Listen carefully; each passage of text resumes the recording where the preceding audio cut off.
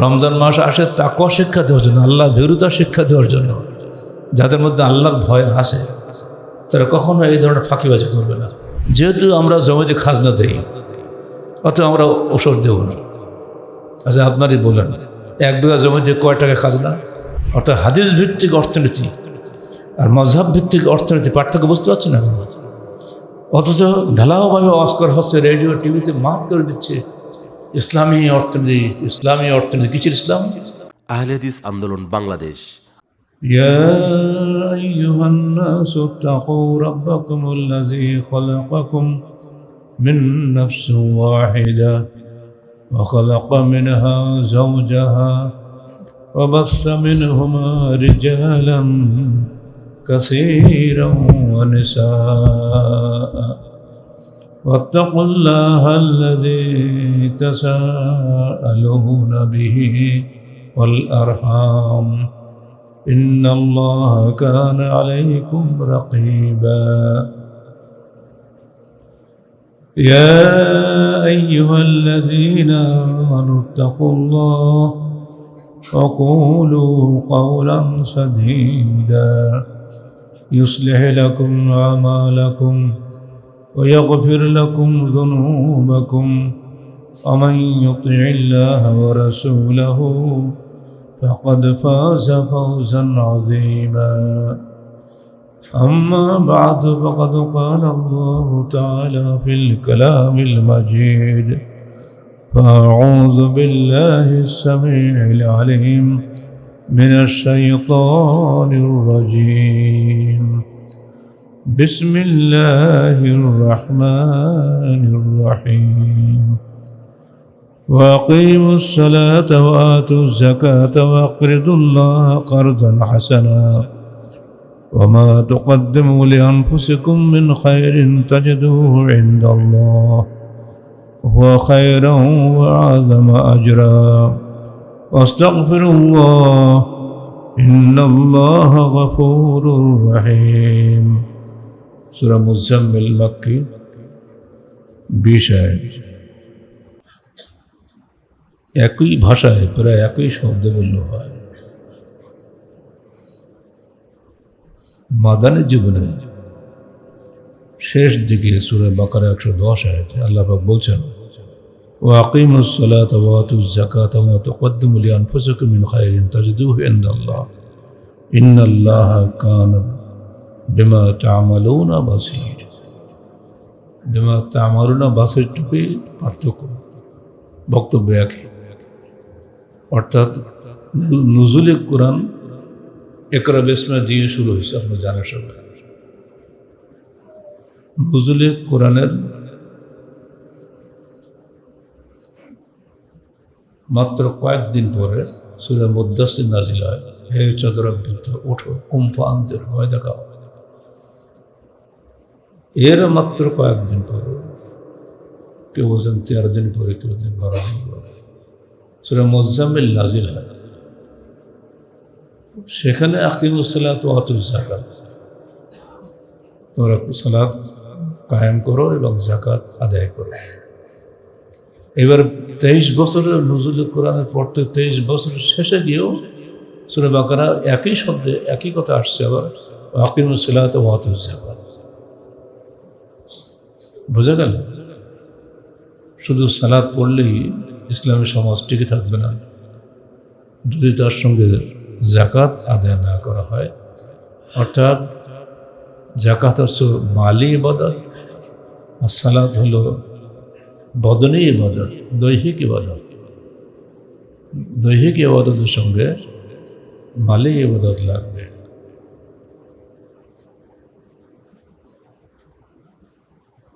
দুই জুম্মা আগে 27শে ফেব্রুয়ারি এইখানে খুতবা দিতে গিয়ে ঢলে পড়েছিলাম। আপনারা সবাই সে দৃশ্য দেখছিলেন।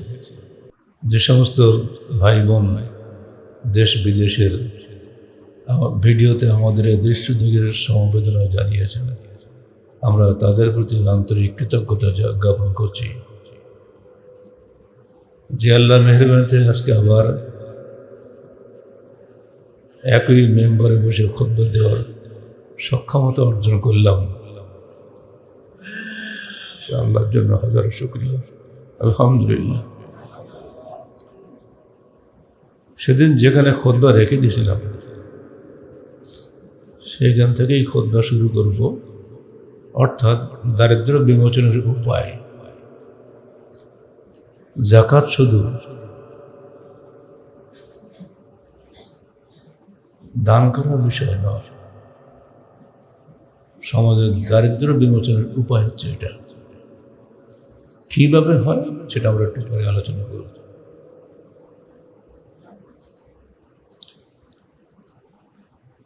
আল্লাহ বলছেন, মানদাল্লাযী ইউকরিদুল্লাহ কারদান হাসানা ফায়াযইফাহু লাহু আযআফান কাসীরা আল্লাহু ইয়াকবিদু ওয়া ইয়াবসুতু ওয়া ইলাইহি তুরজাউন। সূরা বাকারা 245।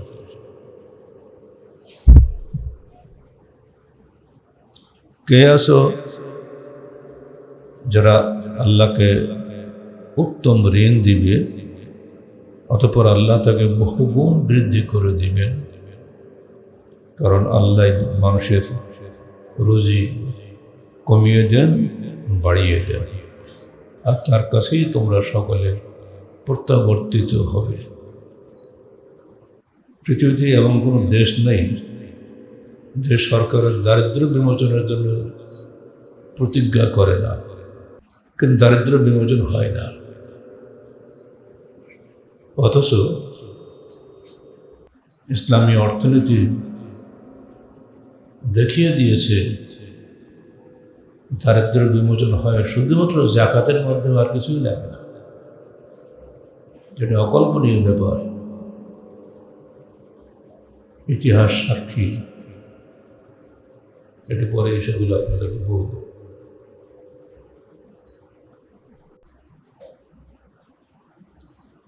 আমাদের নতুন প্রধানমন্ত্রী আহলে হাদিস পরিবারের সন্তান। তিনি জানেন না আহলে হাদিস কারে বলে? জানলে ভালো হতো। আমরা হাদিস ভিত্তিক অর্থনীতি চাই, ফিকহ ভিত্তিক অর্থনীতি নয়। এর মধ্যে যে আকাশ পাতাল পার্থক্য। যারা আলেম তারা খবর রাখে, কিন্তু ফিকহের অনুসারে আলেমরা এগুলো চেপে রাখে, আর আহলে হাদিস আলেমরা এগুলো প্রকাশ করে দেয়, আর সেজন্য তাদের উপরে নির্যাতন নেমে আসে। 2009 সালে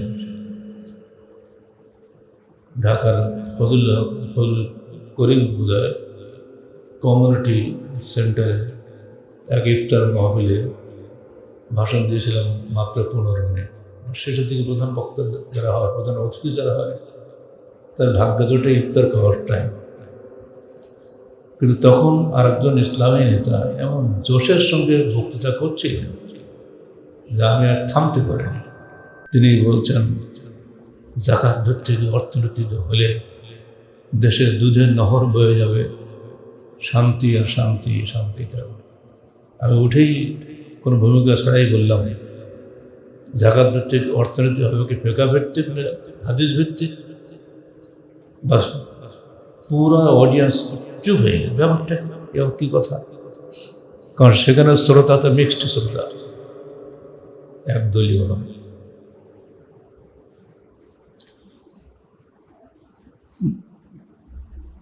সেদিন হঠাৎ করে এক্সটেম্পোর ভাষণে যেগুলো বলেছিলাম আমার আজও মনে ধাক্কা দেয়, যে আপনারা দয়া করে ইসলামী দলগুলো, ইসলাম বোঝেন না, কোরআন হাদিসে বোঝেন না, ইসলামী দল, ইসলামের নাম দিয়ে গেলে ভোট নেই আমাদের উদ্দেশ্য। আগে ইসলাম বুঝেন। ইসলাম বুঝতে গেলে হাদিস কোরআন পড়তে হবে, ফিকহ পড়লে চলবে না। ওর মধ্যে হাদিসের বিধানকে বিকৃত করা হয়েছে। আর আপনারা যত আলেম ওলামা দেশে আছেন প্রায় সবই ফিকহের অনুসারী। পীর মাশায়েখদের মুখপাত্র যে পত্রিকা বাংলাদেশে আছে, যেটা আমরা পড়ি, আজকেও পড়লাম, পীর মাশায়েখ মানে তারা ইসলামের মূল ধারা। তারেক জিয়ার সঙ্গে বৈঠকে বসে আস-সুন্নাহ ফাউন্ডেশনের আহমদুল্লাহ, কিন্তু ওই পত্রিকার সম্পাদককে দাওয়াত দেওয়া হয়নি, তিনি ক্ষেপে আগুন হয়ে গেছেন। তা তিনি বলছেন ইসলামের মূলধারার আলমদারকে বাদ দিয়ে সালাফি লামুজাবিদের সঙ্গে মওদুদিবাদীদের সঙ্গে প্রধানমন্ত্রীর বৈঠক করেছেন।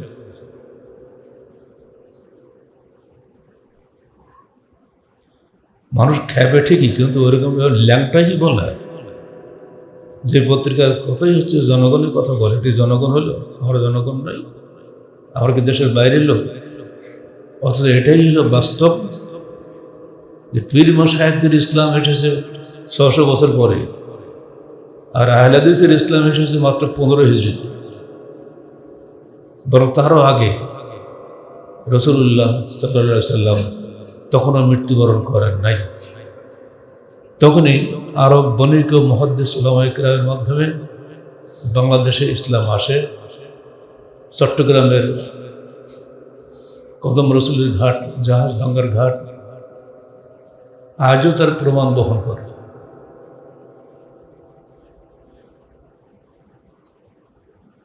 আরব বণিকদের নিয়ে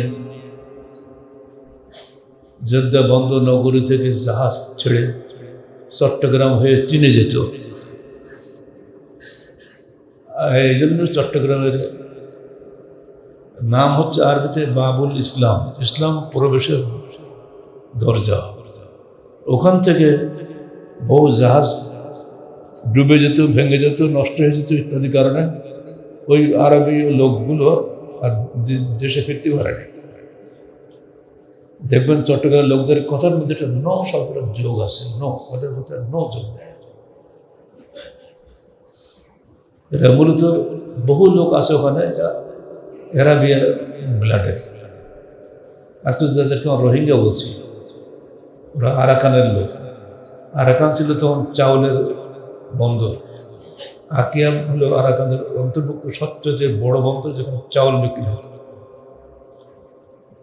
এই আরাকান ছিল তখন আমাদের রাজধানী। ঢাকা রাজধানী ছিল না, রাজধানী ছিল আরাকান। ফলে রোহিঙ্গারা মূলত বাঙালি। আজ ব্রিটিশের কূটনীতির কারণে, যেমন আমাদের এখানে র্যাডক্লিফের অঙ্ক করতে গিয়ে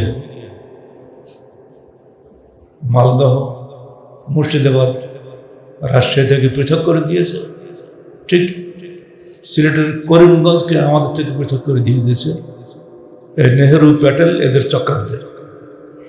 একইভাবে রোহিঙ্গাদের আরাকানকেও বাংলাদেশ থেকে বিচ্ছিন্ন করে দিয়েছে, অতটা বাংলাদেশেরই অংশ। এই সমস্ত শয়তানি ক্রিয়াকাণ্ড হওয়ার কারণে ওই এলাকার হাদিস ভিত্তিক ইসলাম পরে বিকৃত হয়ে যায়। 601 হিজরি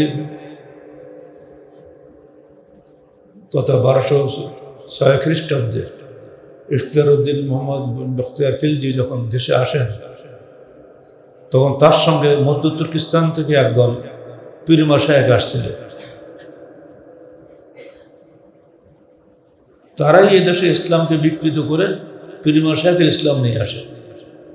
অরিজিনাল হাদিস ভিত্তিক ইসলাম ছিল সেই শুরুতে, যখন এদেশে আরব বণিক মুহাদ্দিস উলামায়ে কেরামের পদার্পণ ঘটে। মুস্তাদরাক হাকিম প্রথম খণ্ড 138 পৃষ্ঠায় হাদিস রয়েছে, যদিও সনদ জয়ী। তখন আরব দেশের নবীর জন্য, অর্থাৎ আমাদের রসুল মুহাম্মদ সাল্লাল্লাহু আলাইহি ওয়াসাল্লামের জন্য উপঢৌকন স্বরূপ মালিকুল হিন্দ, অর্থাৎ রোহিঙ্গাদের জন্য বাদশাহ ছিলেন রাহমি রাজা, এক কলস আদা পাঠিয়েছিলেন। সেই আদা, যাকে আরবিতে জানজাবিল বলা হয়, আসলে সুরুদ্দাহরের মধ্যে জানজাবিলা, জানজাবিল অর্থ হল আদা। সেই আদা আল্লাহ রসুল ভাগ বটার করে সবার মধ্যে বন্টন করে দিয়েছিলেন। তো দেখা যাচ্ছে এদেশে ইসলাম এসেছে রসুলের যুগে। সেই ইসলাম নষ্ট করেছে এই পীর মাসায়েখ এসে প্রায় 600 বছর পরে এরা আসার পরে বক্তিয়ার খিলজির সঙ্গে যারা আসলো তারাই।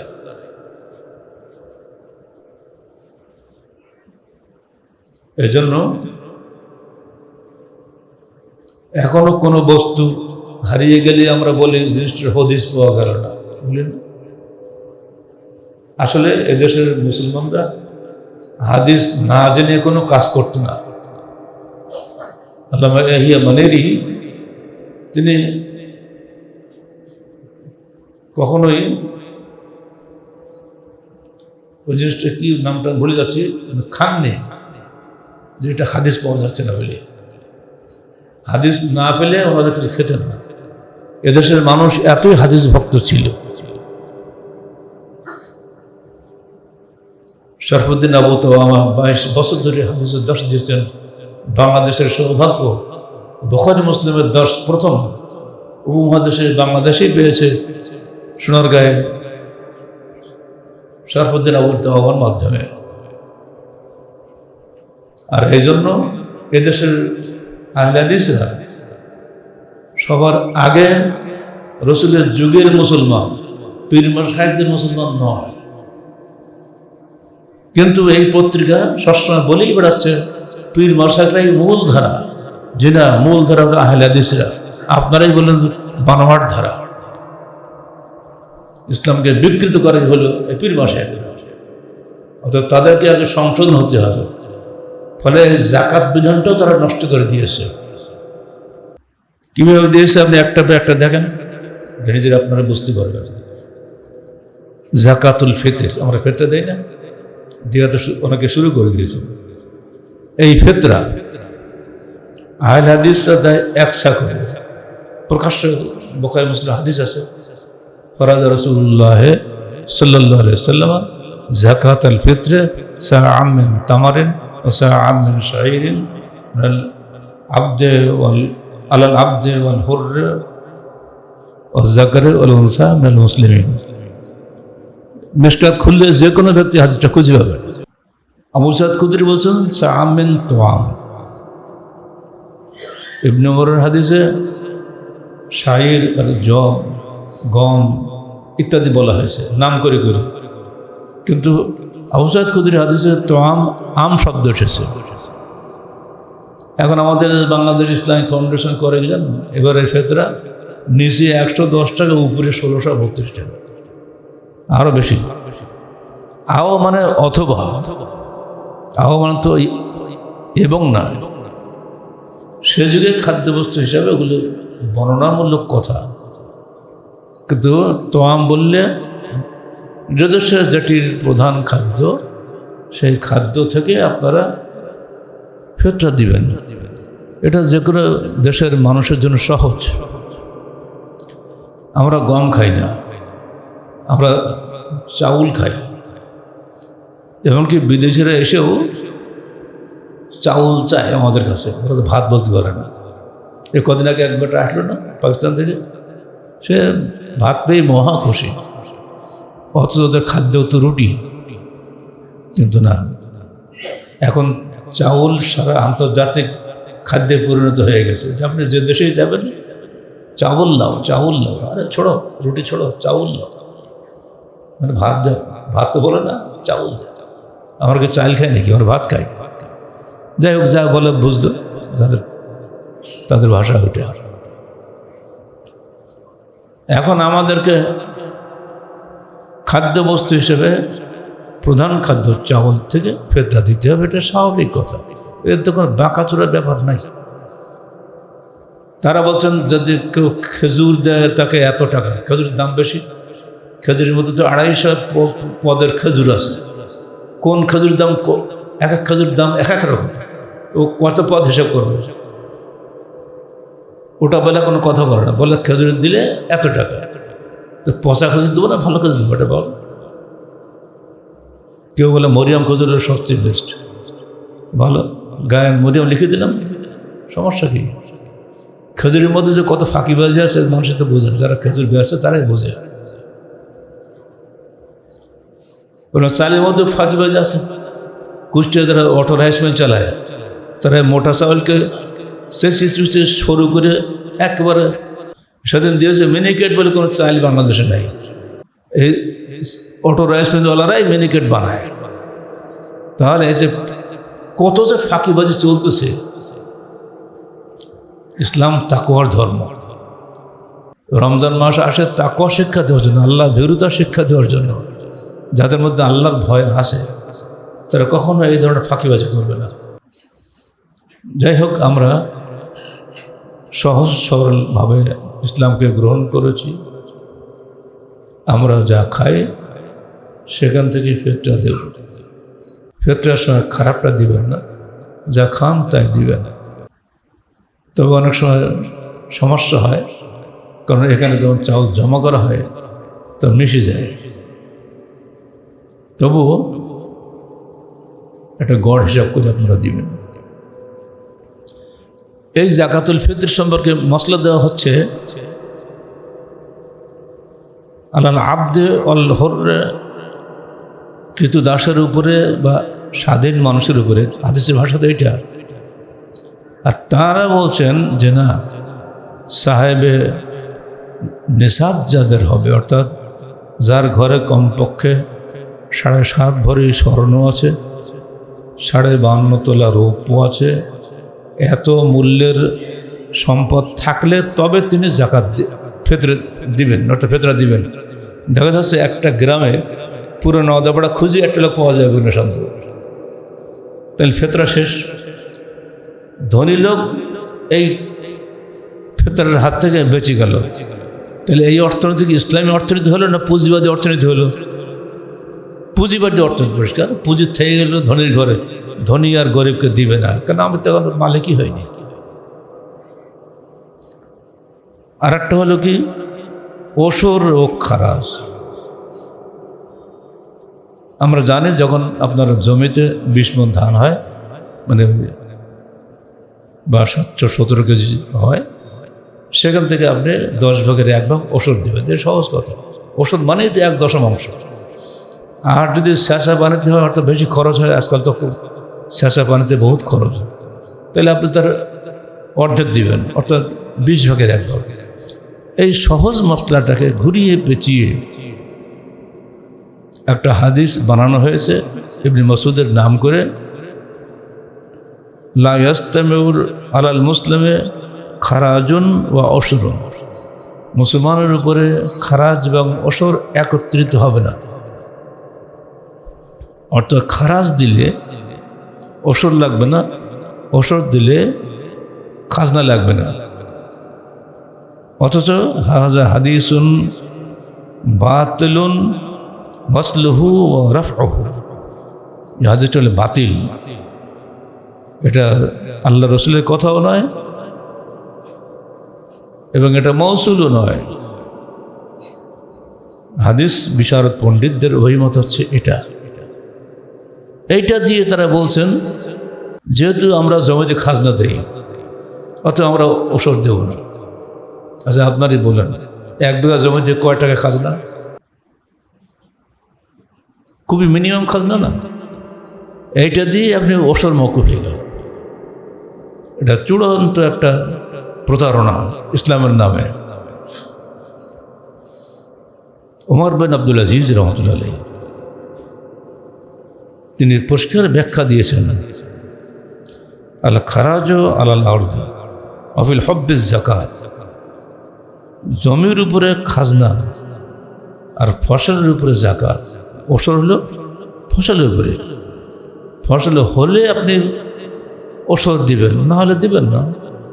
কিন্তু জমির তো আপনাকে খাজনা দিতেই হবে। জমি তো থাকছে সবার, জমি ছাড়া চলে নাকি? এই যে সহজ ব্যাখ্যাটা আমাদের থেকে হারিয়ে দিয়েছে। তার লাভ হলো কি, এই হাদিসের দোহাই দিয়ে তারা খাজনা ওষর দেন না। কারণ যেহেতু আমরা খাজনা দেই, তাহলে ওষর না দিলে এদেশের গরিবরা খাবে কি? তাহলে ধনীরা বেঁচে গেল, ওষর লাগলো না। আর আগেরটা গেল, ফিতরা দেওয়া লাগলো না। এবারে ওষর দেওয়া লাগলো না, যেহেতু আমরা ভূমিতে ট্যাক্স দিই। এবার আসেন কোরবানি বা আকিকা। এখানে মশলা হল এক গরুতে 6 ছেলের আকিকা ও একটা কোরবানি চলবে। বেহেশতি জিওর আশরাফে থানভীর লিখিত বাংলা, প্রথম খণ্ড, 300 পৃষ্ঠ, সব ঘরে ঘরে পাবেন, বাজারে খুব বিক্রি হয় বইটা, বেহেশতি জিওর। সেখানে পরিষ্কার বলা হচ্ছে এক গরুতে 6টি ছেলের আকিকা ও একটি কোরবানি চলবে। তাহলে গড়ে 13টি ছাগলের 1/3 তো গরিবরা পাইত, চামড়া পাইত না, গোস্ত পাইত না, সব থেকে মাহরুম করে দিলেন একটা ছোটোখাটো গরু দিয়ে। অথচ আপনি যদি আহলাদিস হন তাহলে আপনাকে 6টা ছেলের আকিকে 12টা খাসি দিতে হবে। এর 1/3 পাবে গরিবরা মিনিমাম, বেশিও পেতে পারে, চামড়া তো টোটালি পেয়ে যাবে। আহলাদিসের অর্থনীতি অর্থাৎ হাদিস ভিত্তিক অর্থনীতি আর মযহাব ভিত্তিক অর্থনীতি পার্থক্য বুঝতে পারছেন না। অথচ ঢালাওভাবে আওয়াজ করা হচ্ছে, রেডিও টিভিতে মাত করে দিচ্ছে ইসলামী অর্থনীতি, ইসলামী অর্থনীতি। কিসের ইসলাম? এটা বল এটা হানাফি অর্থনীতি, ওটা গোপন রাখে।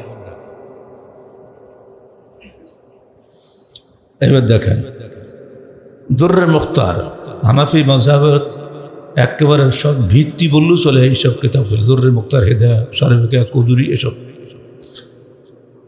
সেখানে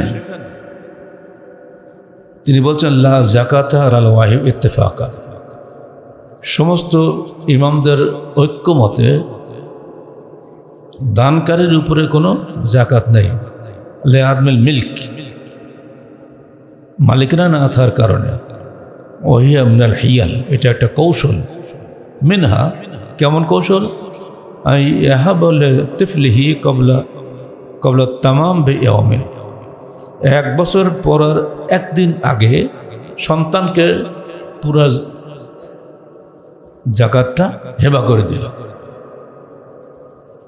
বাপ তো জাকাত দেবে, তো ওষুধ দেবে, বাপ দেবে, দেবে কি করে? আমি তো একদিন আগে ছেলেকে হেবা করে দিলাম বা স্ত্রীকে হেবা করে দিলাম, তো আমি তো আর মালিক নেই। মালিক হচ্ছে এখন স্ত্রী বা ছেলে, যাকেই বলেন আপনি। তো ছেলে তো মাত্র একদিনের মালিক, তার 1 বছর হয়ে গেছে। এইভাবে যদি সারা জীবন ওষুধ ফাঁকি দিয়ে চলে যায়, জাকাত ফাঁকি দেয়, তো সেখানে তার কোনো অপরাধ হবে না। হয়তো সে আল্লাহর কাছে গুনাহগার হবে, কিন্তু এটা কোনো অপরাধ নয়। ইত্তেফাকান, একেবারে ইমাম সাহেবদের ঐক্যমতে তার উপরে কোনো জাকাত নাই। আল্লামা গাজ্জালী ইহয়াল উলুমের মধ্যে বলছেন, ওকে আন্না আবা ইউসুফ আল কাজী কানা ইয়াহেবু মালাহু লিজাওজাতিহি আখির আল হাউল ইস্তাওহাবা মালাহা ইসকাতান লিজাকাত। বর্ণিত হয়েছে যে খলিফা হারুনুর রশিদের প্রধান বিচারপতি খলিফা ইমাম আবু ইউসুফ, যিনি হানাফি মযহাবের স্তম্ভ বলা যায়, আবু ইউসুফ মোহাম্মদ, তিনি সারা বছর শেষে স্ত্রীর নামে সমস্ত টাকা পয়সা সব হেবা করে দিতেন। পরে স্ত্রী আবার স্বামীকে হেবা করত। এইভাবে হেবা করতে করতে চলতো সারা জীবন। গাজ্জালী বলছেন, সাদাকা ফাইন্না যালিকা মিন ফিকহিদ দুনিয়া ওয়ালাকিন মুযিররাতু ফিল আখিরাহ। এটা ঠিক, এটা দুনিয়াবি ফিকহ, কিন্তু আখিরাতে ক্ষতিকর। আখিরাত থেকে সে বাঁচতে পারবে না। তিনি বলছেন হাযা মিন আযমি জানায়াতিন হুয়া মিন ইলমিজ যার, এটা অত্যন্ত বড় গুনাহ এবং অত্যন্ত ক্ষতিকর এলেম। এই এলেম দরকার নাই। যে এলেম শিখে গরিবকে ফাঁকি দেওয়া শেখায়, ওই এলেম শেখার তো কোনো দরকার নেই। আর এই কারণে আমরা হাদিস ফাউন্ডেশন শিক্ষা বোর্ড করেছি। এখানে হাদিস ভিত্তিক এলেম হবে, ফিকহ ভিত্তিক এলেম নয়। পার্থক্য বুঝতে পারলেন তো? এখন যারা আমাদের মার্কাজের ছাত্র পড়ান, যারা উপরে ক্লাসের ছাত্র, তারা এগুলো পার্থক্য বুঝতে পারে যে কি ফাঁকি তারা দিয়ে যাচ্ছে। আলেম হয়েছে আমার ছেলে, বাপ তো খুব খুশি, ছেলে আলেম হয়েছে। তো ছেলে কি আলেম হলো? সে কি হাদিসের আলেম না ফেকার আলেম? সাবধান অভিভাবকরা, যেখানে সেখানে ছাত্র পড়াবেন না। শেষে আবারও সূরা বাকারার আয়াতটা স্মরণ করিয়ে দিই। এখানে একটা হাদিস আপনাদের মধ্যে বলা ভালো হবে। আল্লাহ বলছেন, হামদুল্লাহি ইয়াকরুদুল্লাহ কারদান হাসানা ফয়জাফু আজওয়াফান কাসীরা আল্লাহু ইয়াকবুদু ওয়া ইয়াবসুতু ওয়া ইলাইহি তুরজাউন। সূরা বাকারা 245 আগে বলেছে। এবার দেখেন এটারই ব্যাখ্যা আল্লাহ বলছেন অন্য আয়াতে, খুয মিন আমওয়ালিহিম সাদাকাতান তুতাহহিরুহুম ওয়া তুযাক্কিহিম বিহা। সূরা তাওবা 103 আয়াত। তোমরা ধনীদের মাল থেকে সাদকা নাও, এই সাদকা তাদেরকে পরিশুদ্ধ করবে। ওয়া তুযাক্কিহিম বিহা, আর এই জাকাতের মাধ্যমে তাদের অন্তর জগৎকে এবং বহির জগৎকে পরিশুদ্ধ করবে, পরিচ্ছন্ন করবে। আল্লাহর হুকুম এটা। এটারই ব্যাখ্যা আসছে হাদিসে, ক্বালা রাসূলুল্লাহ সাল্লাল্লাহু আলাইহি ওয়াসাল্লাম,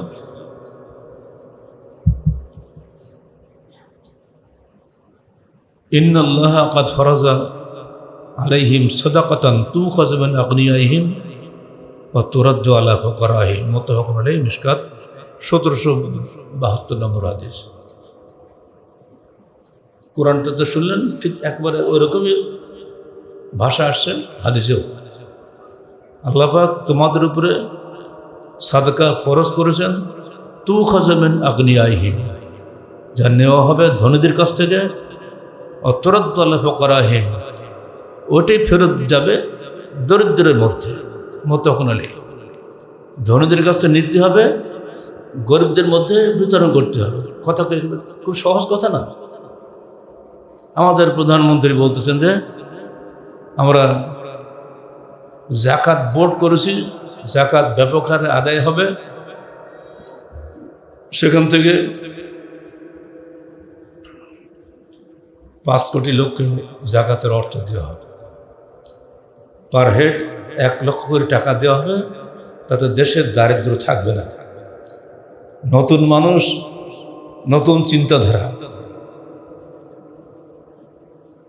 এবার তাকে পুরনো কথা স্মরণ করিয়ে দিই। তার আগের দিনে অর্থ ও পরিকল্পনা মন্ত্রী ছিলেন আওয়ামী লীগের আব্দুল মান্নান সাহেব। তিনি বলেছিলেন, আমরা সরকার থেকে বাজেট করি 100 টাকা, ঘাটে ঘাটে খেতে খেতে জনগণ পায় 10 টাকা। কথা ঠিক বলেনি? একেবারে বাস্তব। নতুন প্রধানমন্ত্রীকে আমরা স্মরণ করে দিতে চাই, বাবা শোনো, তুমি দেও তো মাত্র 1 লাখ টাকা। ওই ঘাট পারে যখন আসবে গরিবের কাছে 10,000 টাকাও থাকবে না। লিখে দিতে হবে পূর্ণ 1 লক্ষ টাকা বুঝিয়া পাইলাম, লিখতে হবে না? দ্বিতীয় কথা হলো, যাদের মাধ্যমে আপনি দিবেন সে লোকগুলো কারা? আগের সরকারও কম চেষ্টা করেনি, কিন্তু দলীয় লোকরাই তো লুটপাট করে। আপনার দল লোকরা তো ফেরেশতা না, তারা লুটপাট করবে। কয়টা লুট ঠিক করবেন? কিছুই করার ক্ষমতা আপনার নাই। প্রধানমন্ত্রী মানে খালি উপদেশদাতা, কাজ কিছু করতে পারে। এই দলীয় শাসন কশ্চিন কাজ নিরপেক্ষ শাসন করতে পারে না। এটা অবশ্যই ক্ষতিকর জনগণের জন্য। যদিও সৎ আকাঙ্ক্ষা প্রেসিডেন্টেরও আছে, সৎ প্রধানমন্ত্রীরও আছে বলে আমরা বিশ্বাস করি। শুধু আকাঙ্ক্ষাতে যথেষ্ট নয়, কাজ করতে হবে। এই হাদিস কখন বললেন আল্লাহ রসুল? ব্যাকে চলে যান, মুআজ বিন জাবালকে আল্লাহ রসুল বিদায় দিচ্ছেন এমন তখন খ্রিস্টান অধ্যুষিত এলাকা।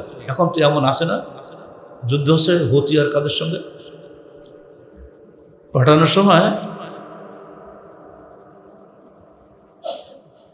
ঘোড়ায় বসে আসেন মুআজ বিন জাবাল, ইয়ং বাচ্চা ছিল তখন, কত বয়স, উনি মাত্র 34 বছর বয়সে মারাই গেছেন। অল্প বয়স্ক ছেলে, তাকে বসে দিয়েছেন ঘোড়ার উপরে, আর নিজে পাশ দিয়ে হাঁটতেছেন, আর বলছেন মুআজ তুমি যখন আসবে ফিরে মদিনায় আমাকে হয়তো আর পাবে না। চিন্তা করতে পারেন। তবে তুমি সেখানে গিয়ে প্রথমে তাদেরকে তাওহীদের দাওয়াত দিয়ে বলো লা ইলাহা ইল্লাল্লাহ মুহাম্মাদুর রাসূলুল্লাহ। যদি তারা এটা মেনে নেয় তাহলে তুমি তাদেরকে বলো আপনাদেরকে 5 ওয়াক্ত সালাত আদায় করতে হবে। যদি তারা এটা মেনে নেয় তাহলে বলো আপনাদেরকে যাকাত দিতে হবে। কীভাবে দিতে হবে? এই ভাষাটাই, তুখাযু মিন আগনিয়াইহিম ওয়া তুরাদ্দু আলা ফুকারাইহিম। ওই দেশের ধনীদের কাছ থেকে তুমি নিবা আর গরিবদের মধ্যে ওটা বিতরণ করে দেবা। বাস উনি সেই হুকুম মানলেন, চলে গেলেন। যখন যাচ্ছেন দূর থেকে তাকিয়ে সশব্দে সাধ্যমতো উচ্চ স্বরে আল্লাহ রাসূল বলছেন মুআজ্জি তাকে, মুআজ ইত্তাকিল্লাহ, মুআজ আল্লাহকে ভয় করো। চিন্তা করছেন, সব কিছুর মূল্য হচ্ছে তাকওয়া। আল্লাহ ভীতি না থাকলে কোন দিকে মানুষ ফাঁকি দেয় কেউ করতে পারবে না। সবার মূল্য হচ্ছে তাকওয়া। ওই মুআজ শেষ শব্দ শুনলেন, ফিরে এসে রাসূলকে পান নেই। শুনলেন যে আবু বকর খলিফা হয়েছেন। তিনি বললেন আল্লাহ লা ইয়াকাতুল্লাহ মান ফাররাকা বাইনা সালাত ওয়াজ যাকাত। আমি অবশ্যই ওই ব্যক্তির বিরুদ্ধে যুদ্ধ করব যে ব্যক্তি সালাত এবং যাকাতের মধ্যে পার্থক্য করে। যারা রাসূলের আমলে এখানে একটা ছোট্ট বকরিও যাকাত দিত, যদি আজকে সে না দেয় আমি অবশ্যই তার বিরুদ্ধে যুদ্ধ করব। ওমর বললেন হে আবু বকর আপনি কিভাবে যুদ্ধ করবেন, ওর তো মুসলমান। আবু বকর বললেন না, অসম্ভব। যে ব্যক্তি যাকাত দেয় না, শুধু সালাত পড়ে, তো মুসলমান না। সালাত এবং যাকাতকে পৃথক করে ফেলে দিয়েছে, আমি অবশ্যই যুদ্ধ করব। তখন ওমর বললেন আমি বুঝলাম শারাহ আল্লাহ ও সদরাহু, আল্লাহ আবু বকরের সিনাটা প্রসারিত করে দিয়েছেন। আলামতু আন্নাহু আলা হক, বুঝলাম যে আবু বকর হকের উপরে আছেন। ওমর খলিফা হলেন। চিঠি চলে গেল এমনে যে মুআজ খলিফা পাল্টে উনি মারা গেছেন, নতুন খলিফা ওমর। এইবার মুআজ সমস্ত আদায়কৃত যাকাতের 1/3 ফেরত পাঠালেন মদিনার রাজধানীতে। ওমর বললেন কি ব্যাপার, তুই ফেরত পাঠালি কেন? বলে আমি যাকাত দেবো কার, গরিব মানুষ তো নাই দেশে। পরের বছর অর্ধেক ফেরত পাঠিয়েছে, তার পরের বছর টোটালি ফেরত পাঠিয়েছে। বলছে ইয়ামনে আর কোনো যাকাত নেওয়ার মতো হকদার নাই। বলুন সুবহানাল্লাহ। একটাই খালি কাজ করেছেন, তুখাযু মিন আগনিয়াইহিম তুরাদ্দু আলা ফুকারাইহিম। ধনীদের কাছ থেকে নাও এবং গরিবদের কাছে ফেরত দাও। ধনীদের কাছে যাকাত নিয়ে যাকাত বোর্ড করবেন, যাকাত কেন নেবেন? পুরো তাদের প্রয়োজনের অতিরিক্ত সব টাকা নিয়ে নেবেন।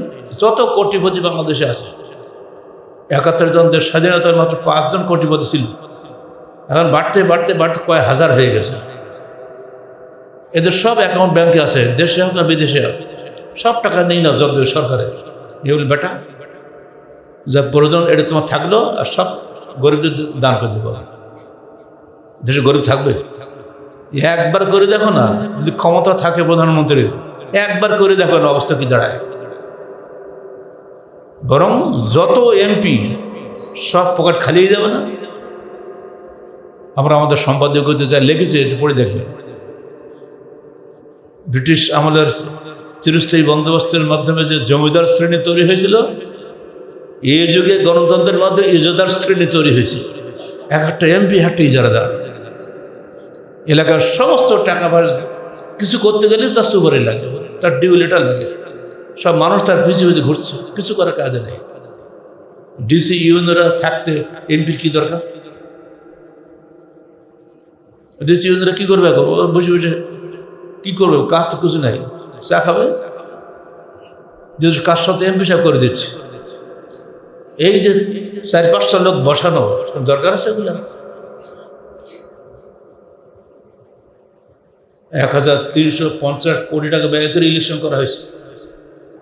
অত ডক্টর ইউনূস ক্ষমতা আসলেন, 1 পয়সা ব্যয় হয়নি। ফখরুদ্দিন আহমদ জর্জন উপদেষ্টা নির্দেশ চাইল 2 বছর, 1 পয়সা ব্যয় হয়নি। আর আপনাদের এত টাকা লাগে কেন? লুটপাট, খালি লুটপাট। ধনীদের কাছ থেকে জাকাত নিয়ে নাও, ওই পার্সেন্টেজ ছাড়াও, ধনীদের কাছ থেকে জাকাত নিয়ে নাও, গরিবদের মধ্যে বিতরণ করো, দেখবে দেশ থেকে দারিদ্র্য বিমোচন হয়ে যাবে। এই সহজ সরল পদ্ধতি ইসলামী যুগে ছিল, ওমরের যুগে ছিল। সেই খেলাফতও নাই, সেই আইনও নেই, সেই বিধানও নাই। এখন আছে খালি স্লোগান আর স্লোগান, দারিদ্র্য হটাও। হটাবে কে? হটাবেন তো আপনি। ক্ষমতায় গেছেন খেলা করতে নেই। আর এখন বিষয়টি বোঝানোর জন্য আমাদের আলেমদেরকে এগিয়ে আসতে হয়। এখানে যেন কোনো অবস্থায় ফিকহি মসলা দিয়ে জাকাতুল ফিতরকে ফাঁকি দেওয়ার ব্যবস্থা করবেন না। ওসর খারাজকে এই যে ফাঁকি দেওয়ার ব্যবস্থা হয়েছে, এটা যেন না হয়। কোরবানি একটা সঙ্গে আবার আকিকা ঢুকিয়ে দিয়েন না। এই করে একটা ফ্যামিলিতে একটা কোরবানি, এটা সহজ কথা। লিকুল্লি আলিবাতিন ফি কুল্লি আমিন উজিয়া, প্রত্যেক পরিবারজনের প্রতি বছর একটি করে কোরবানি, তা হাদিসে পরিষ্কার। কিন্তু এইখানে ঘুর প্যাস করে এমনভাবে করা হয়েছে, কারণ একটা নেই, ঠ্যাং একজনের, পা একজনের, মাথা একজনের, ভাগ করা সব। এই যে শুরু হয়েছে খেলা, কোরবানি নিয়ে খেলা, আকিকা নিয়ে খেলা, জাকাত নিয়ে খেলা, খাজনা নিয়ে খেলা, সব জায়গাতেই ফিকহি মাসাইল ঢুকে পড়া হয়েছে। ফলে বাংলাদেশ থেকে দারিদ্র্যের বিমোচন কখনই হচ্ছে না। আমাদের এলাকায় এখন এত চাঁদাবাজ বেড়ে গেছে, এত চুরি চারটে বেড়ে গেছে না? যারা অভিজ্ঞ সব জানেন, প্রতিদিন চুরি হচ্ছে, কারণ গরিবরা খেতে পাচ্ছে না। কী করবে? চুরি করার সব পথ আছে, রাস্তায় চাঁদাবাজি, কোনো উপায় নেই। মানুষটার বাঁচতে হবে। আপনারা এমপি মন্ত্রী, তাদের টাকা পয়সার অভাব নেই, তাদেরকে সরকার টাকা দেয়, কিন্তু গরিবদের যান বাঁচা রেখে পেট তো আছে সবাই না। অত সহজ সরল অর্থনীতি হচ্ছে ইসলামী অর্থনীতি। ধনীদের কাছ থেকে নেবেন, গরিবদেরকে দিবেন। যদি এটা করতে পারেন তাহলে ইনশাআল্লাহ বাংলাদেশ সত্যিকার অর্থে সুখী সমৃদ্ধ দেশে পরিণত হবে। আল্লাহ পাক আমাদেরকে তৌফিক দান করুন। আকুলু কওলি হাযা আস্তাগফিরুল্লাহি ওয়া লাকুম ওয়া লিসাইরিল মুসলিমিন। আলহামদুলিল্লাহ আলহামদুলিল্লাহ নাহমাদুহু ওয়া নাস্তাঈনুহু ওয়া নাস্তাগফিরুহু ওয়া নু'মিনু বিহি ওয়া নাতাওয়াক্কালু আলাইহি ওয়া নাউযু বিল্লাহি মিন শুরুরি আনফুসিনা ওয়া মিন সাইয়্যাতি আ'মালিনা। মান ইয়াহদিহিল্লাহু ফালা মুদিল্লা লাহু ওয়া মান ইউদ্লিল ফালা হাদিয়া লাহু ওয়া নাশহাদু আন লা ইলাহা ইল্লাল্লাহু ওয়াহদাহু লা শারীকা লাহু ওয়া নাশহাদু আন্না মুহাম্মাদান আবদুহু ওয়া রাসূলুহু। ইন্নাল্লাহা ওয়া মালাইকাতাহু ইউসাল্লুনা আলান নবী ইয়া আইয়ুহাল্লাযীনা আমানু সাল্লু আলাইহি ওয়া সাল্লিমু তাসলিমা। আল্লাহুম্মা সাল্লি আলা মুহাম্মাদ ওয়া আলা আলি মুহাম্মাদ কামা সাল্লাইতা আলা ইব্রাহিম ওয়া আলা আলি ইব্রাহিম ইন্নাকা হামিদুম মাজিদ। আল্লাহুম্মা বারিক আলা মুহাম্মাদ ওয়া আলা আলি মুহাম্মাদ কামা বারাকতা আলা ইব্রাহিম ওয়া আলা আলি ইব্রাহিম ইন্নাকা হামিদুম মাজিদ।